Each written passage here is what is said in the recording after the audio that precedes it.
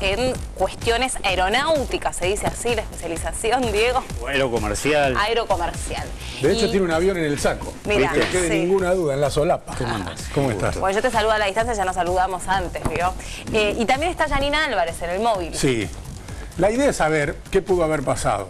A mi gusto, y no, por ahí no tiene ningún valor, seguramente no tiene ningún valor mi opinión, pero a mi gusto es como un poco apresurada la comunicación de los fiscales que están investigando este accidente aéreo cuando todavía están juntando los cadáveres en el pie de una ladera en los Alpes suizos, en decir que el copiloto estrelló el avión deliberadamente cuando hay una grabación que lo que sí indica es que no contestó al llamado del piloto cuando intentó volver a la cabina. Eso es lo que tenemos hasta ahora. Enseguida vamos a hablar con alguien que puede entender la psicología de alguien que vuela, pero también me gustaría saber tu apreciación. Sí, coincido con eso, que es apresurado en términos de que no solamente una fiscalía o un juez que está participando como parte activa de una investigación de estas características es uno de los que está, o sea, no están ellos solos trabajando en la investigación de la tragedia. También hay juntas investigadoras de accidentes aéreos, cada uno de los países tiene una junta investigadora que en la mayoría de los países también es un ente autárquico, precisamente no para emitir un dictamen o elaborar un juicio cuando termina la investigación, sino para aportar datos precisamente producto de la investigación, pero no con un tenor de emitir un juicio. Para eso está la justicia. Obvio. Entonces, también hay que esperar en este sentido. Lo que pasa que las juntas de investigación tienen un tiempo bastante más, digamos, más largo, ¿no? Que la justicia, porque precisamente el fiscal toma solamente lo primero que se escuchó de una de las cajas negras ya peritadas.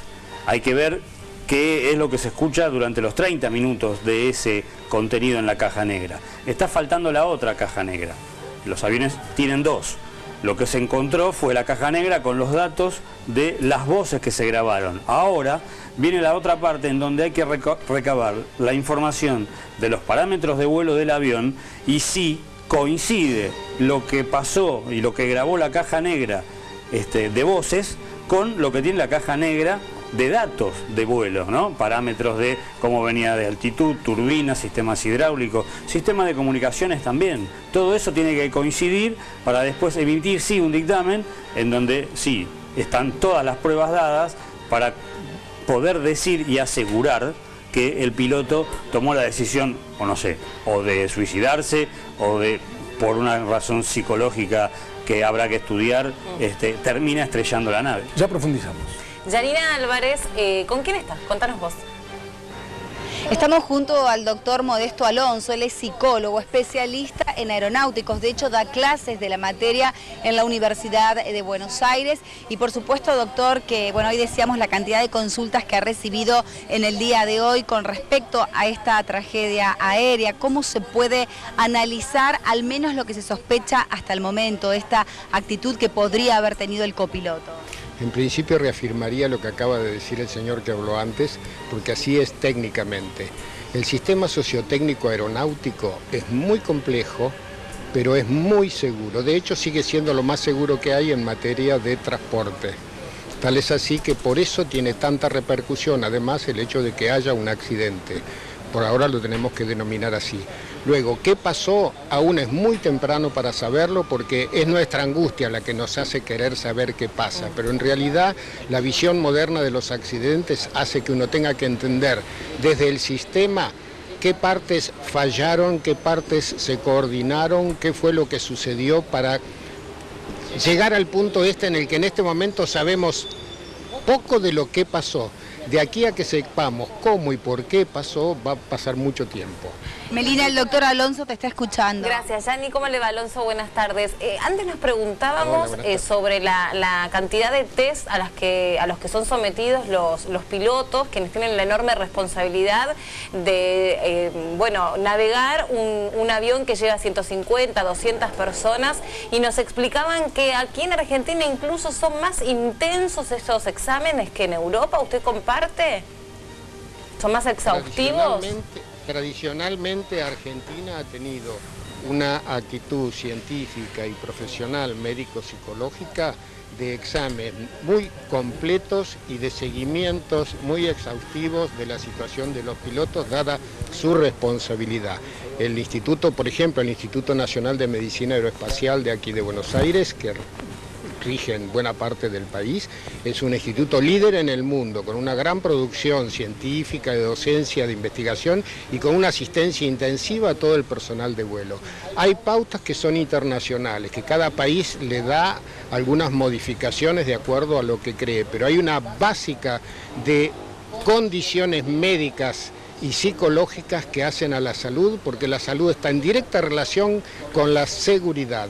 La seguridad operacional requiere que la gente que trabaja en la aviación pueda tener un rendimiento adecuado, y es un rendimiento que incluye lo emocional e incluye los vínculos, por ejemplo, en el equipo, incluye el estado emocional del equipo en plena función, porque esto tiene que ser una rutina muy segura y una preparación muy intensa para cuando las cosas no son seguras o son especialmente difíciles. Así funciona. El liderazgo en la aeronáutica es la seguridad operacional, y para eso se hace todo lo posible. ¿Eso es garantía? No, pero en nada hay garantías. Científicamente podemos hacer todo lo posible y eso no nos va a garantizar que estemos libres de algún efecto adverso. Alonso, sobre hecho consumado, después de un accidente aéreo, e investigando personalmente al individuo que pudo circunstancialmente haber llevado adelante un avión a estrellarlo, ¿se puede saber si tenía un problema aún habiendo superado la prueba psicológica o psiquiátrica? Bueno, primero voy a hablar de manera totalmente conjetural y a título personal, y basándome en la información que nos llega, que no sabemos si es la información que finalmente vamos a tener. Exacto. Nosotros, una de las cosas que se hacen, además de la autopsia médica y la investigación de la zona del accidente, es la autopsia psicológica, que es tratar de construir retrospectivamente cómo fue la vida de alguien y qué lo pudo haber llevado, si es que podemos llegar a comprenderlo, a hacer lo que hizo. Por lo menos en este caso estamos creyendo que ha hecho un par de cosas y está tratando de dirimir. Pero la autopsia psicológica apunta a reconstruir el estado psicológico emocional de la persona y si hay algo que nos ayude a explicar. No es garantía de que expliquemos. No es garantía de que expliquemos. Me quieren hacer una pregunta aquí. Alonso, buenas tardes. Diego Dominelli lo saluda. Le quería preguntar sobre lo siguiente. El grupo Lufthansa, del cual Germanwings es la empresa subsidiaria de bajo costo, viene desde hace un año con una alta conflictividad laboral. Han sucedido alrededor de unos 10 paros y precisamente del colectivo de pilotos. Ha habido prácticas que se conocieron respecto de la dirección de la empresa que quería realizar vuelos de la empresa madre de Lufthansa con pilotos de Germanwings que en principio ganan menos. Eso estaba vinculado también a una posible jubilación anticipada de un grupo de pilotos de Lufthansa. Esto llevó, para hacerla bastante breve, llevó al grupo a perder 160 millones de euros con esta sucesión de paros, ¿no? Se llegaron a cancelar hasta 700 vuelos. Esto debe ser tenido en cuenta también a la hora de estudiar el colectivo laboral al cual pertenecía este piloto, ¿no? Sí, totalmente. Por eso hablábamos del sistema sociotécnico aeroespacial, que es una complejidad muy amplia, en la que, por ejemplo, coexisten culturas nacionales, organizacionales y profesionales, y todas las variantes a favor o en contra de un buen funcionamiento que en los distintos niveles de las organizaciones estén operando, influyen en el mejor y en el peor de los sentidos. De hecho, en general todo influye para bien, dado que la seguridad es la máxima que podemos lograr. Estamos en menos de un accidente cada 1,5 millones de vuelos. Pero todas las condiciones sociales, organizacionales, políticas, económicas, gremiales y técnicas en juego, todas confluyen en generar seguridad o vulnerarla. Mucho se habla de la psicología de los pilotos y de la enorme responsabilidad que tienen a la hora de comandar una nave, porque llevan adelante, si bien el transporte todavía más seguro en el mundo, cuando se desatan accidentes como este, también pesa sobre ellos la carga de haberse llevado 150, 200 vidas. Lo que le quiero preguntar es concretamente, ¿por qué existe la especialidad de psicólogo aeronáutico? ¿Por qué en tal caso hay alguien que estudia especialmente la psicología de esta rama de transportes? Porque es un medio muy específico en el que los estresores, la cultura, el modo de gerenciar y administrar los errores, prevenir los accidentes, educarse en la cultura de la seguridad específica de la aeronáutica, tienen matices que tienen muchos puntos en común, por ejemplo, con la seguridad nuclear, pero un montón de diferencias en cuanto a la forma de implementarlo. Y hay una larga tradición de los estudios de factores humanos, que es un modo multidisciplinario de estudiar médica, psicológica, ingenierilmente, socialmente, cómo es la situación de trabajo en el campo aeronáutico, los factores humanos en aviación, en el cual la psicología tiene un rol muy importante porque el desempeño final que todos tenemos tiene mucho que ver con cómo somos, cómo nos vinculamos, cómo funcionamos, lo que sentimos, lo que queremos, nuestra forma de ser y nuestra forma de relacionarnos.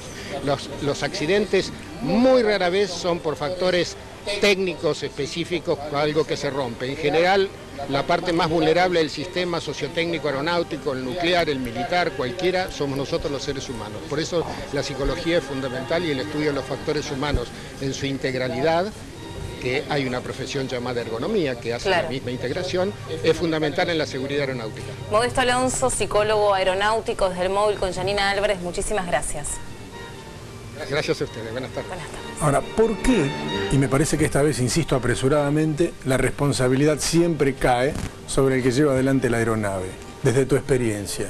Como en tantos órdenes de la vida, el hilo se corta por lo más delgado. Hay muchísimos intereses. O sea, la fábrica Airbus es un conglomerado, un holding europeo, principalmente con base en Francia, también con una base no tan importante como la de Francia en Alemania. Partes de los aviones Airbus también se fabrican en España. Es una variable que hay que tener en cuenta.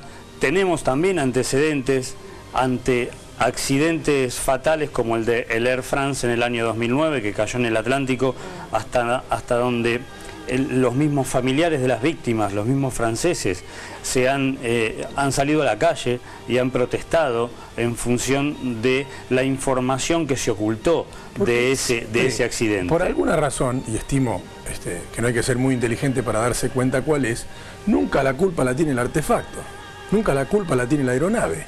No se rompen nunca, no tienen fallas, son una maravilla total. A ver, es una maravilla un avión. No tengo ninguna duda de eso, pero que no se rompan nunca no me parece muy cierto. Pero los aviones se rompen si son mal mantenidos, o si hay una desgracia como la que le pasó al Concorde, que cuando estaba despegando en el año 2000 en el Charles de Gaulle, bueno, pisa un trozo de material de un avión que había despegado anteriormente, se le desbanda la cubierta y eso provoca que se termina incendiando, exactamente, tremendo, y termina cayendo. Pero los aviones pueden volar muchísima cantidad de años si son bien mantenidos. Este Airbus 320 tenía una edad considerable, o sea, tenía 27, claro, estaba como al límite de su vida útil. Pero aún llegando a ese límite de vida útil, eso también sucede no solamente por desgaste de material, sino porque empieza a ser un avión caro en términos operativos. Ahora, volviendo a si por qué se puede romper o no un avión. Bueno, lamentablemente la industria aerocomercial también es víctima de momentos en donde por X razones se decide cometer errores o vulnerar o violar procedimientos y protocolos, tanto a la hora de entrenar y formar pilotos como tanto a la hora de mantener el avión. Bueno, ¿cómo mantengo un avión? Un avión sale de la fábrica con un manual de mantenimiento también. Bueno, si la empresa aérea no cumple el manual de mantenimiento que el fabricante entrega cuando entrega el avión, bueno, está empezando a vulnerar y a violar ese manual. Ahora, Cuando se viole el primer protocolo, ¿el avión se va a caer? No. ¿Por qué? Porque en su mayoría tiene todos los comandos duplicados. Y hay varias partes del avión y comandos del avión que están hasta en triplicado. Para poner un ejemplo, el comando de cola, que hace este movimiento y permite que el avión, entre otras cosas, doble para un lado o doble para el otro. En el fabricante Airbus tiene 3 comandos de este comando del comando de cola, del timón de cola. Se te rompe uno, te quedan 2. Se rompen 2, llegás con 1. Llegaste, reparás los 2 y volvés a volar con los 3 en funcionamiento. Entonces, hasta que se va degradando en forma pronunciada, pasa un tiempo, no es de un día para el otro. En un coche se rompe la palanca de cambio, el auto no anda, lo tenés que llevar al mecánico. Si tenés 3 palancas de cambio, bueno, seguís andando con 2. Entonces va pasando mucho tiempo. Siempre hay un backup. Exactamente, va pasando mucho tiempo hasta que, por ejemplo, este Airbus 320 estuvo días antes de producirse la tragedia en reparaciones, con algo que en principio no se sabía muy bien qué era, tenía que ver con el tren de aterrizaje, estuvo prácticamente un día en reparación, y también algo que impactó bastante en función de este accidente es que el grupo Lufthansa tiene las prácticas, digamos, más rigurosas en función de control de calidad. Es más, una de las unidades de negocio del grupo Lufthansa y que le genera muchos ingresos y que le da ganancia al grupo Lufthansa es un centro de mantenimiento llamado Lufthansa Technics, que no solamente lo usan en propio, claro, sino que prestan servicios a terceros, a la gran mayoría de las empresas aerocomerciales del mundo, con la mejor calidad técnica que uno pueda encontrar en la Tierra. Ahora, con todo eso pasa esto, por algo pasa, y pasa por los factores humanos que contaba Alonso recién. El factor humano es ineludible, todos estamos expuestos día a día a un error, y un técnico aeronáutico también está expuesto a un error, al igual que un piloto o un controlador aéreo que fue en este caso el que se comunica con la cabina del avión y el copiloto no respondía, lo sabemos ahora. En el momento el controlador de tránsito aéreo que está abajo no sabe si está el comandante afuera o el copiloto estaba adentro. Pero sí, esa persona también puede cometer un error, y ha habido accidentes fatales por un sinnúmero de errores, digamos. No es porque se equivoque uno solo que un avión se va a caer. Gracias por haber venido. Un placer, gracias a ustedes. Muchas gracias.